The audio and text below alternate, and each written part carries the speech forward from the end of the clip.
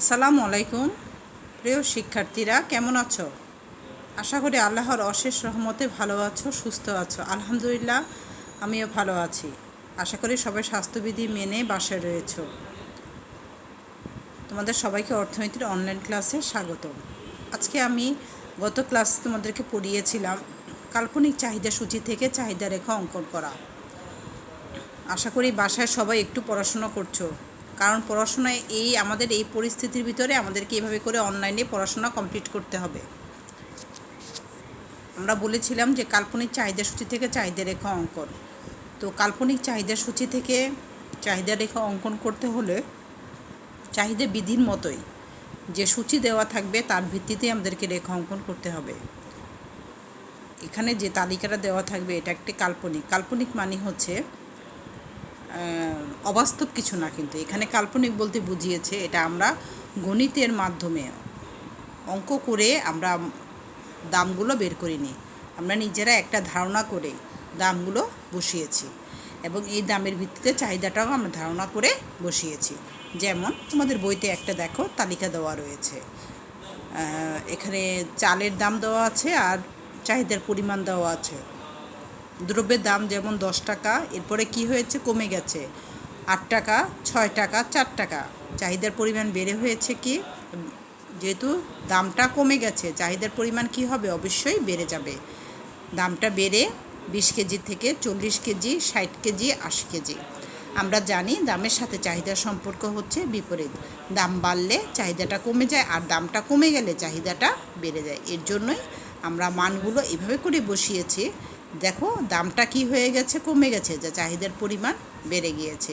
এটাই হচ্ছে একটি কাল্পনিক চাহিদা সূচি। এখন এই কাল্পনিক চাহিদা সূচি থেকে কীভাবে চাহিদা রেখা অঙ্কন করা যায় সেটা আমরা চিত্রের মাধ্যমে দেখব।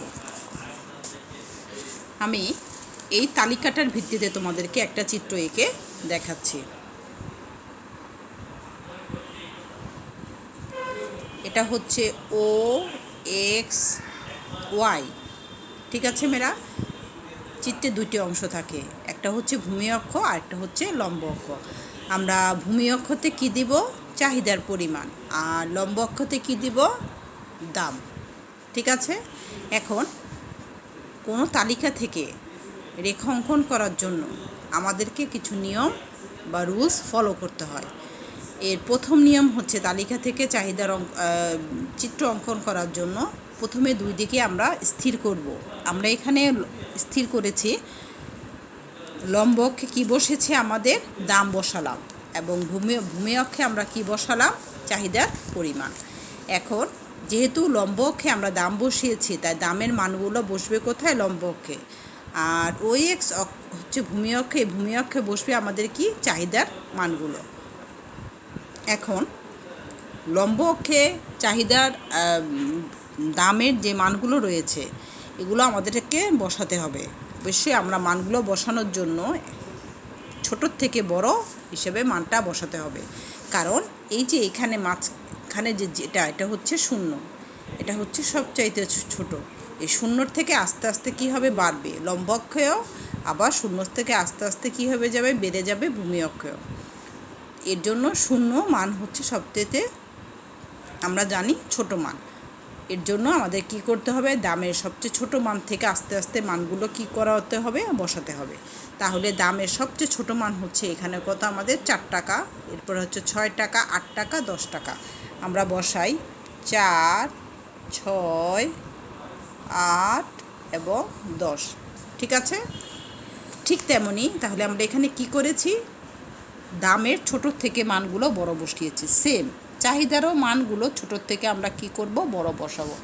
চাহিদার সবচেয়ে ছোট মান কত, 20 কেজি, এরপরে হয়েছে 40 কেজি, 60 কেজি, 80 কেজি। তাহলে আমরা 20,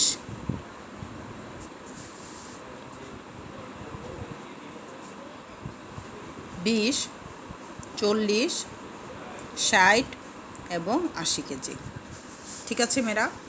তাহলে আমরা কি করেছি, প্রথমে আমরা ডিসাইড করেছি যে কোন জায়গায় কোনটা বসবে। আমরা বলেছি ও এক্স বা ভূমি অক্ষে কী বসবে, চাহিদার পরিমাণ, ও ওয়াই বা লম্ব অক্ষে বসবে কি, দাম। এরপর আমরা কি করেছি, দামের মানগুলোকে লম্ব অক্ষ বসালাম আর চাহিদার মানগুলোকে ভূমি অক্ষে বসালাম। মান বসানোর জন্য আমরা কি করেছি, ছোটোর থেকে মানগুলো বড় বসিয়েছি। সেম চাহিদার ক্ষেত্রেও মান ছোটোর থেকে আমরা কি করেছি, বড় বসিয়েছি। যদি ভুলে যায় বা কনফিউশন হয়ে যায় তখন আমরা কি করে মনে করব এই যে জিরোর কথা, কারণ জিরো হচ্ছে সবচেয়ে ছোট মান, জিরো মানই হচ্ছে ছোট। এর থেকে আস্তে আস্তে কি হবে, উপরের দিকে মানগুলো বড় হবে। তাহলে আমরা তালিকা দেখে আমরা কি করেছি, তালিকা থেকে ছোট থেকে মানগুলো বড় বসিয়েছি।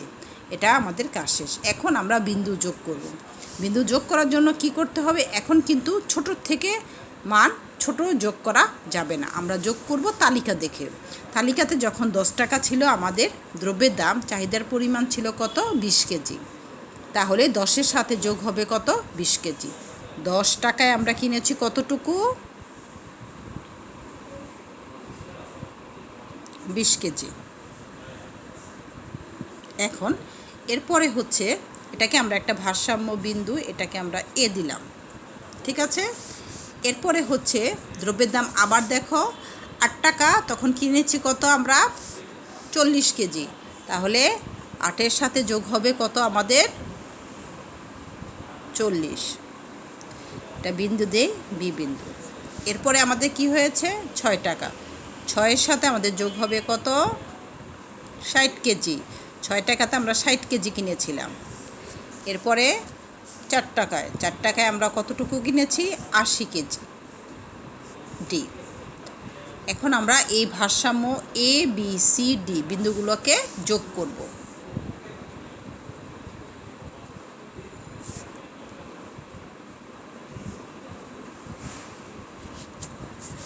এটাই হচ্ছে আমাদের কি রেখা মেরা, চাহিদা রেখা। এভাবে আমরা একটা কাল্পনিক চাহিদা সূচি থেকে কি করতে পারি, চাহিদা রেখা অঙ্কন করতে পারি। আশা করি তোমরা পারবে।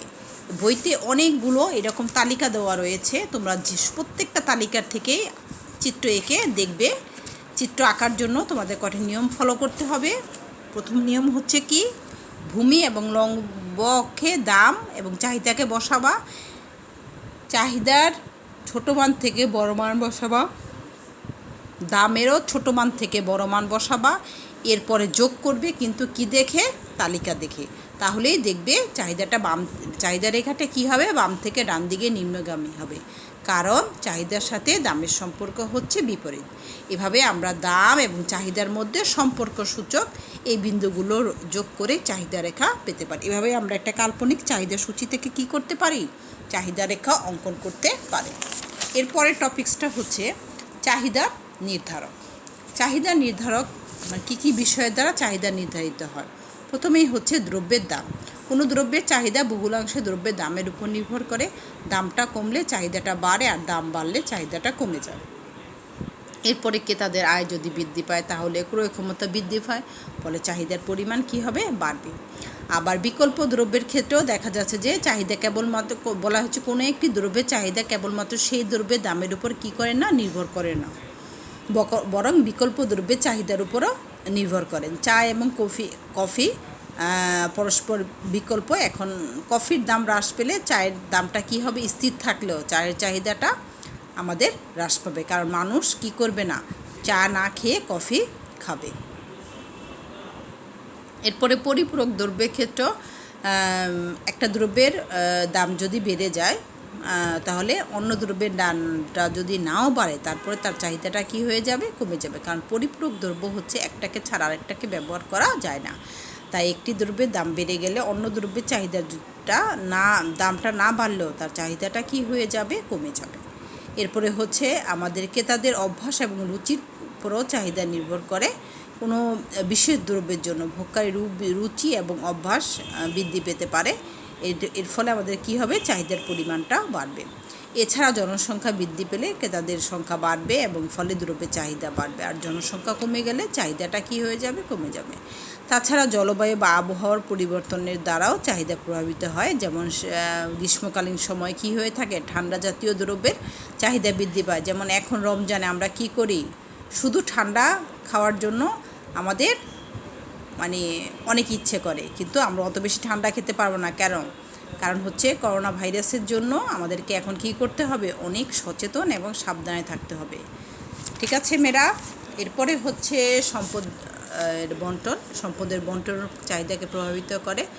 কোনো একটি সমাজের যদি অধিকাংশ সম্পদ মুষ্টিমেয় লোকের হাতে কেন্দ্রীভূত থাকে তাহলে বিলাসজাত দ্রব্যের চাহিদা পাবে, আর দেশের সম্পদ যদি জনসংখ্যার মধ্যে সুষম বণ্টিত হয় তাহলে নিত্য প্রয়োজনীয় দ্রব্যের চাহিদাটা বাড়বে।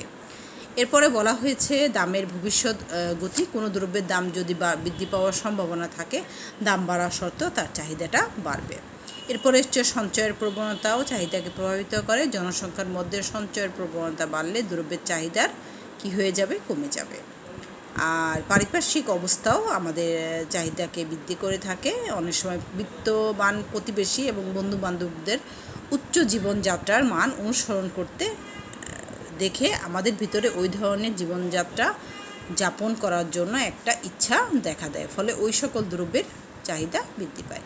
এভাবে দ্রব্যের দাম, ক্রেতার আয় এবং অন্যান্য দ্রব্যের দাম মানে বিকল্প পরিপূরক দ্রব্যের দাম, তারপরে হচ্ছে ক্রেতাদের অভ্যাস, রুচি, জনসংখ্যা, আবহাওয়া, সম্পদের বন্টন, পারিপার্শ্বিক অবস্থা ইত্যাদি বিষয়ের দ্বারা আমাদের চাহিদা কী হয়ে থাকে, নির্ধারিত হয়ে থাকে। এখান থেকে 3টি পয়েন্ট তোমরা পড়ে নেবে। আগামী ক্লাসে আমি পড়াবো হচ্ছে ব্যক্তিগত চাহিদা এবং বাজার চাহিদা। ওই পর্যন্ত ভালো থেকো। আগামী ক্লাসে আবার দেখা হবে। আল্লাহ হাফিজ।